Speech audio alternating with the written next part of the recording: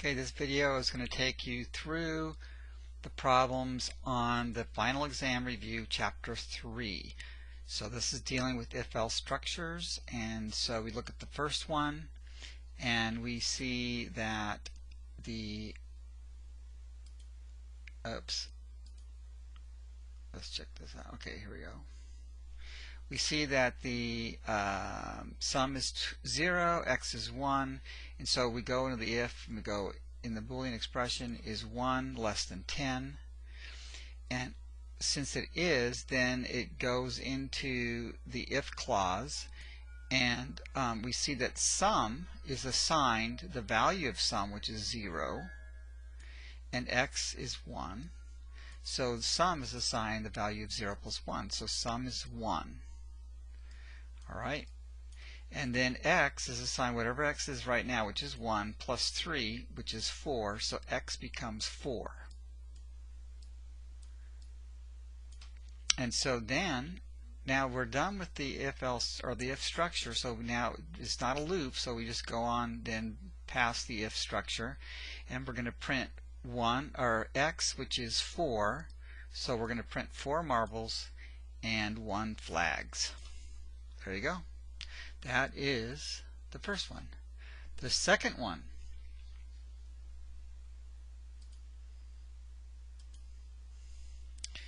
is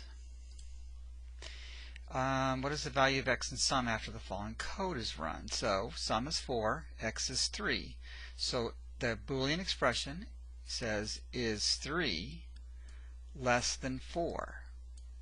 And since it is, then we go into the if clause and we're going to skip the else clause. And so sum now is equal to sum, which is 4, plus 3, and so sum now is assigned 7. And then x is assigned whatever x is right now, which is 3 plus 3, so x is actually 6 now. And so of course we skipped this, and there's nothing after the if-else structure, so x is 6, sum is 7. Alright, let's go on to, let's go on to the third one. And on this one, we have our logic operator, the AND, to start out here. So x, or a, is 22, so the question is, is 22 greater than 11? Well, that is true. And then is C greater than B? So is 8 greater than 11? Well, that's not true. So the first one's true, the second one's false. So because both of them aren't true, because they have to both be true because it's an AND, therefore it's false. So we ignore the if clause. So now this is an if-else structure, so we have to now engage the if statement of the if-else structure. So is A less than B? So is 22 less than 11, which is false? Or is C, which is 8, less than B, which is true? So because you have one true, then this makes this whole thing true because it's an or. Is this true or this true? And since one of them is true, then the whole thing, the compound Boolean expression is true. So therefore it's going to print cow. And of course, because we're doing the if clause, we skip or ignore the else clause. So all it does is print cow. Alright, the next one. Ooh, did it again. Alright, so what will be the output? Well, in this one we have an if structure. We have an if-else structure, an if structure, and an if structure. So all of these 4 structures have to be engaged. So is 5 less than 2? That's false, so we skip. Now we engage this structure. Is B, which is 2, is 2 less than 7? Yes, it is. So we're going to do the if clause and skip the else clause, because you only do one alternative. No matter how many alternatives there are, you just do one. So we're going to print school. So there we go. Now we go to the next if structure, and we have to engage that. So A plus B is 7. Is 7 less than or equal to 7? Well, that's true, so we are going to actually do this if clause, so drule. Now we don't ignore anything because there's no else or else if, so we just go on to the next structure and we have to engage the if statement. A is 5. So 5 times 2 is 10 greater than B plus C, which is 9. And that is true, so we're going to print pool. Alright, so that's how that goes. Let's go to number 5.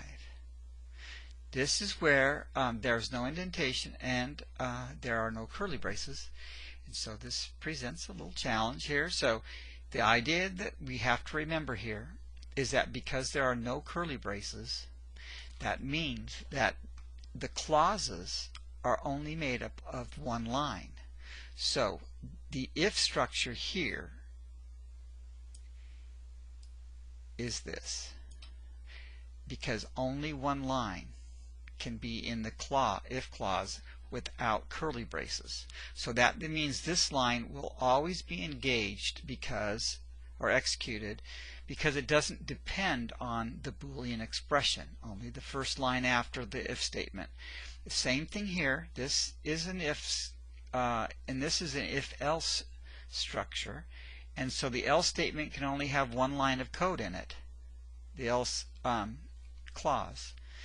And so because there's no curly braces, so this has to be executed and this has to be executed.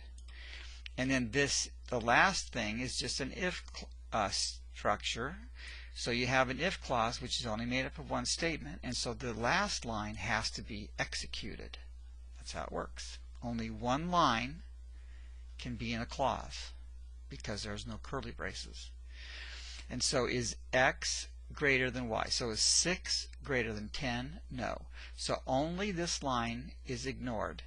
This line has to be executed, so we're going to print that. Now in this if-else structure, is Y greater than A? 10 greater than 7? Well, that's true. So that means we are going to do, we're going to ignore the else part or branch. But the else branch only has the else statement and one line of code because there's no curly braces. And so that's the only one that will be ignored. So we're going to print sat. Alright, then we go on to the next line here, and this line doesn't depend on a Boolean expression, so we're going to print mat and then rat. So mat and rat. Then we have an if structure. Is x plus a less than or equal to 7? So is x 6 plus 7, that's 13, is it less than or equal to 10? Well, no. So therefore, only this one line is ignored.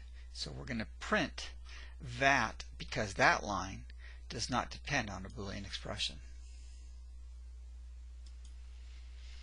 Alright, let's go on to number 6.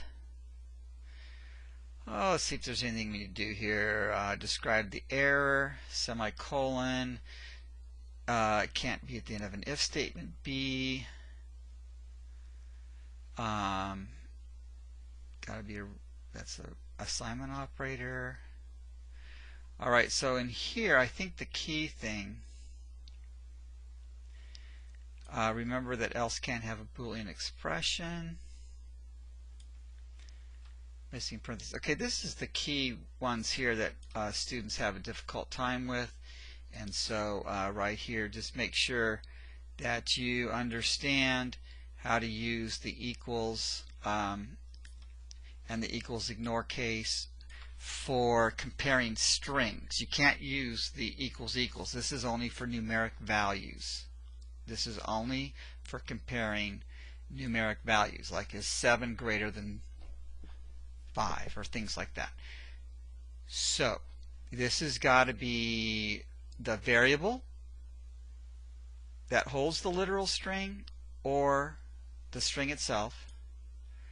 Is it equal to a string or the variable that holds a string? So this is how this works. So this is just something you need to make sure you understand. And the key thing here is that if you are comparing two strings, you can compare a variable call, the value of a variable call, the return value, with a string. And so you've got to make sure that there are quotation marks in the string, whereas there are no quotation marks when you have a variable call. Alright, so remember the equals is when it is case sensitive.